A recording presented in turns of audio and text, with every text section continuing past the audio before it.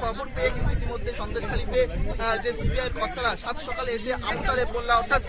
আগারাটি গ্রাম পঞ্চায়েতের তৃণমূল পঞ্চায়েত সদস্য হাফিজুল খাঁ তার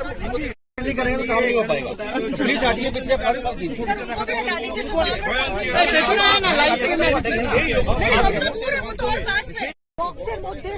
বম পাওয়া গেছে বলে মনে করা হচ্ছে। সেটা কি ধরনের বম সেগুলো নিশ্চিত হওয়ার মধ্যে ডিফিউজ করা, সেই জন্য কিন্তু এনএসজির আধিকারিকরা